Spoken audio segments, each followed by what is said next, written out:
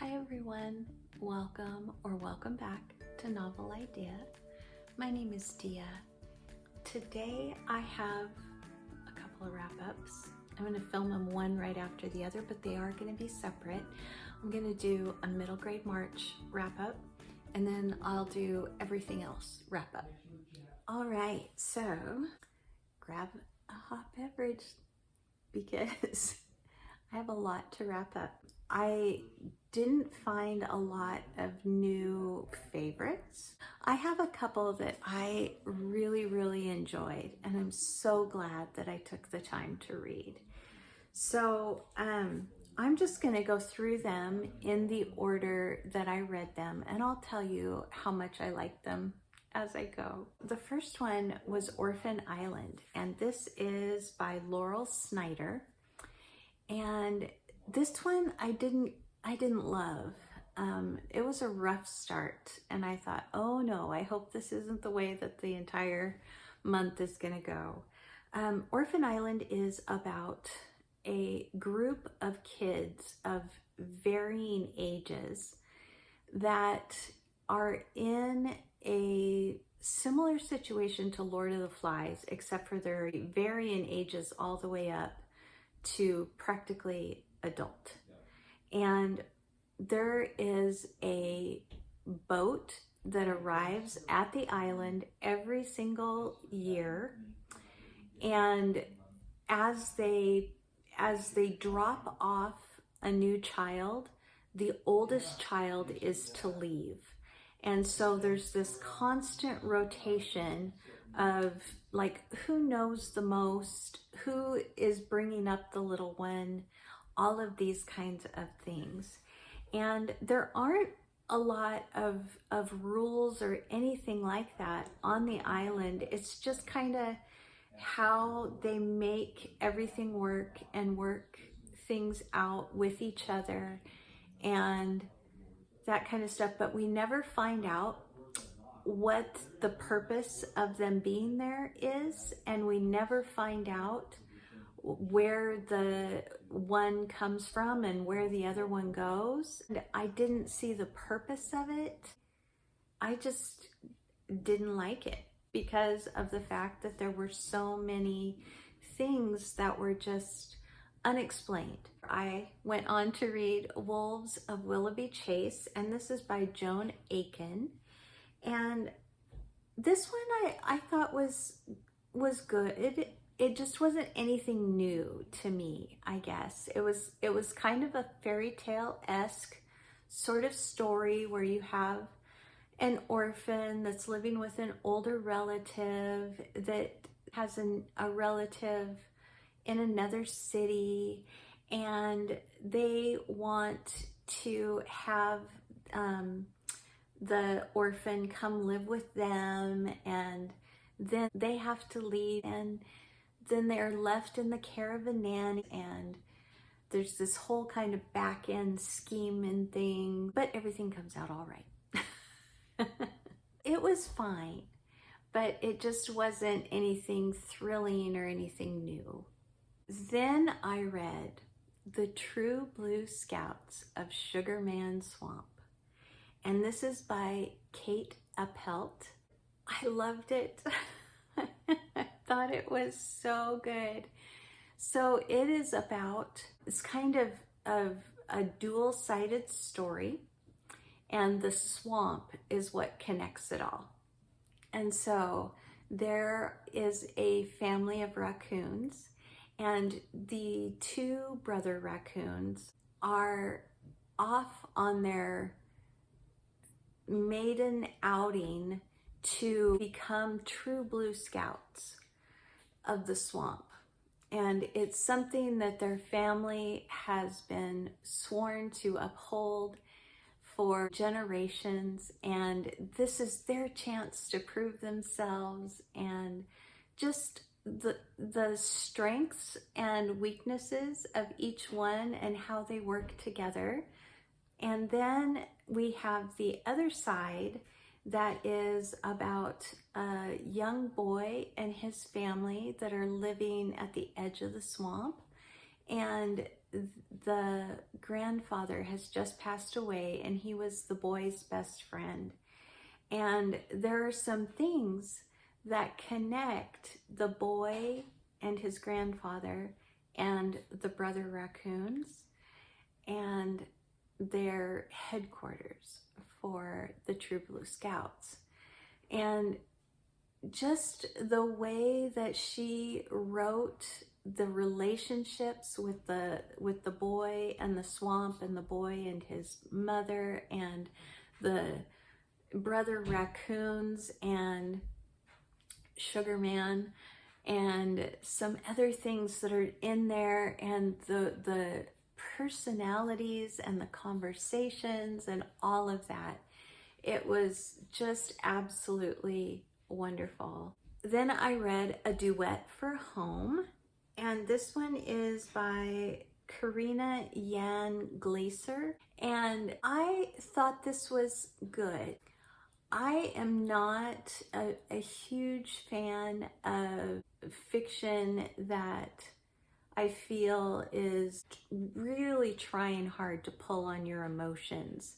We have a mother and her two young daughters, and the father is killed, and in that happening, the mother kind of spirals into grief and isn't taking care of anything, and they end up at a kind of halfway house for families that are trying to get back on their feet for a number of different reasons. And the oldest daughter, she and one of the boys at the home need to find a way to save this halfway house, to save it for these families that really need it. So, like I said, it was fine, and I thought that there was some wonderful moments. Onyeaka and the Academy of the Sun. This is by Tola Okogwu, and this was the one I was most looking forward to reading, and it was also the biggest disappointment. It had like the best premise ever. We find out that Onyeaka has magic hair. Most of the first part of the book, she spends just being angry with her mom for not telling her things, or for trying to protect her, or for not giving her as much freedom as she feels she should have. And A Duet for Home, which I had read right before this, had that same kind of feel, where she just was angry at her mom for putting them in the situation that they were in. It's just hard to read one book after another that's like that.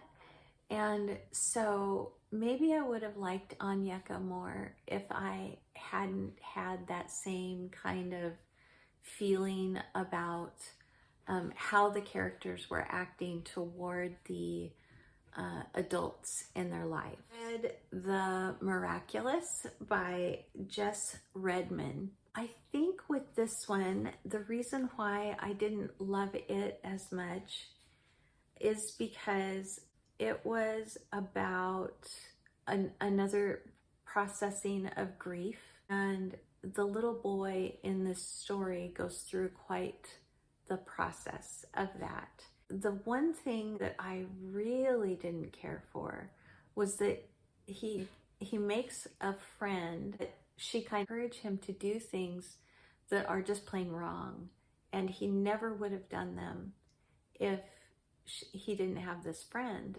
and was also grieving at the time. So I just didn't love it. And then I read Shark Teeth by Sherri Winston, and another one that was dealing with kind of the foster care system, a parent that wasn't really a parent, where the children were having to parent one another, and there was a lot of manipulation on the side of the mom. Kids that just couldn't be kids. And there was a lot of lying that went on as a result of just wanting to be seen a certain way and not treated differently, and just all these things. And it just made me sad. It wasn't a book I enjoyed. I had I had 4 books in a row that were like that. So if I had only had one that was like that, I may have liked any one of those 4 more than I did. It's not necessarily the book's fault. Saving Winslow by Sharon Creech was my next one. And this is about a 10, 11, 12-year-old boy whose uncle has a farm. One of the donkeys on his farm has a baby who is just not doing well. His nephew makes it his special project to make sure that this little donkey survives. And he names the donkey Winslow. It is pretty special. Sticking with something when you know that never going to be okay with yourself for not giving it your all. The beauty of pouring love into something, even when you aren't sure that it's going to be there for you to love at the end. This one had parents that were encouraging and were uplifting and wanted to see him succeed. I just loved it. And of course, the donkey survives. Sorry. I finished off the Arthur trilogy by Kevin Crossley-Holland. So I read the last 2. I read At the Crossing Places and King of Middlemarch. This is an alternate Arthur story. There is an Arthur who has been raised by a family that is not his true family. There is a Merlin. Cautiously, let me say, this is not what I would consider a middle grade trilogy. More like way upper middle grade or early YA. Merlin gives him a stone. The first book is called The Seeing Stone. And so Merlin gives him a stone, and in this stone, our Arthur in our story is seeing the Arthur that everybody else kind of knows. Normal Arthur legend is what he sees every time he looks in the stone, and he cannot tell if this is a futuristic Arthur, a past Arthur, an Arthur that never existed, but you know, is only within the stone when he looks. And we're never told that, and we never really know if Merlin is like going forward in time and helping that Arthur and then trying to come back to, you know, in time to this Arthur. And it was a little confusing. However, it was very well written and I really enjoyed it for the most part. There were some things in it that I just didn't love, but I did love so much about it. One of the things that I did really love was that the Arthur in the story in the trilogy that Kevin Crossley-Holland was writing is just so solidly moral. He has this strong conviction for going to Jerusalem on the crusade. He has this strong conviction he needs to help the people who are not as privileged. I love that portrayal of him. I did enjoy it. I just didn't think that it was middle grade. I read Witchlings by Claire Ortega. I did like this one. Again, we have a magical situation and we have a witch who has come of age, and there are all these different covens, and she has one that she wants to get into with her best friend. She ends up in the extra coven. It's for the ones that don't really qualify for any particular one. She and her two other coven sisters in this extra coven challenge having to be in that extra coven. And they challenge it by having a task given to them, and they have to complete it in like 48 hours. So it's about these three girls. Two of them have kind of a history of not getting along very well, but they don't know each other. And so it's about them getting to know one another and becoming able to rely on each other and trust one another and overcome the big bad. I just felt that it wasn't anything new. Then I read Whittington by Alan Armstrong that I read with Rainy from Rainy Day Reads. And this is about a cat who is of the lineage of Dick Whittington's cat, who we never know the name of. I thought it was really good. My problem with it was that it felt like two completely separate books. It felt like we were being told the Dick Whittington story. So that was one book. And then the other book was about this farm and the two grandchildren that live with their grandparents on that farm, and what they go through, kind of almost having PTSD because of the situations that they've come out of, and they're having trouble in school doing some things. And so we have that story and how the barn animals are helping them do that. And then we have the Dick Whittington story, and we kept waiting for the two to really make sense why they were being told together in the same book, and it never happened. I liked it still, didn't think that it was a cohesive book. Then I read Sisters of the Lost Marsh by Lucy Strange. This was about 6 sisters, but it was mainly about the third sister.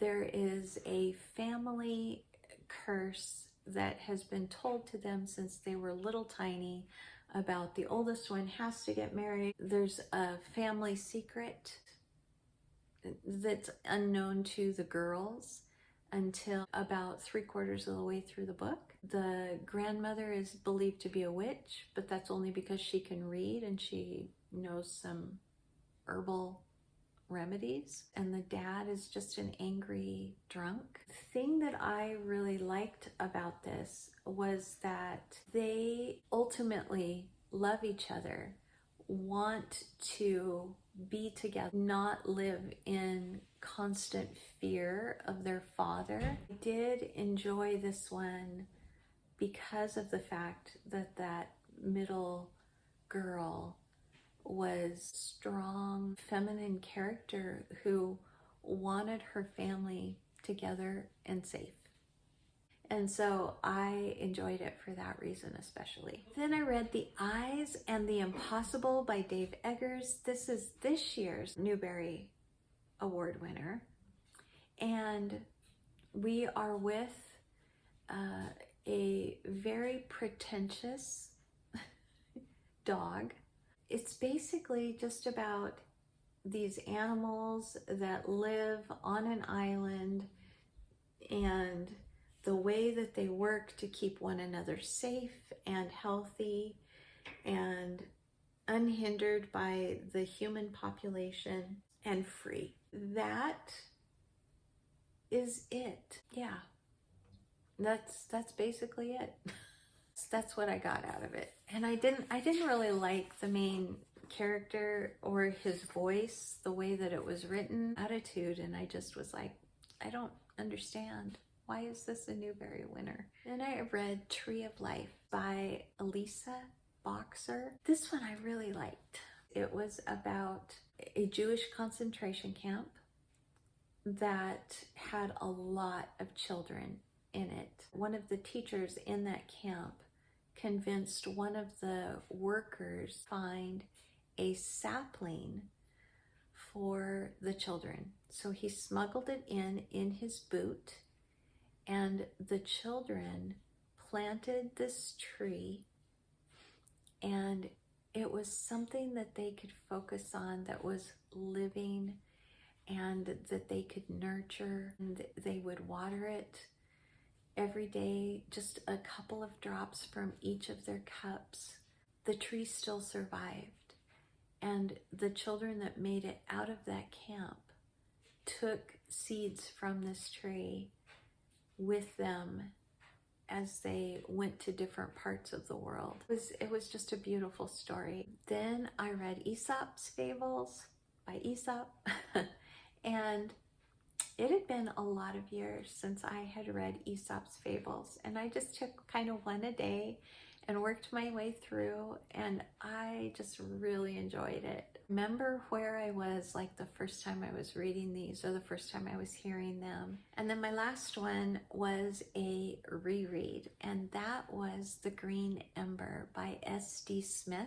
This is the first in a series. It is about some evil creatures that have decided to take control of these peaceable rabbits. The rabbits that survived the takeover are either enslaved or they managed to escape. About two main rabbits at the beginning. It's about bravery and loyalty and friendship and the upholding of what is good and true and lovely.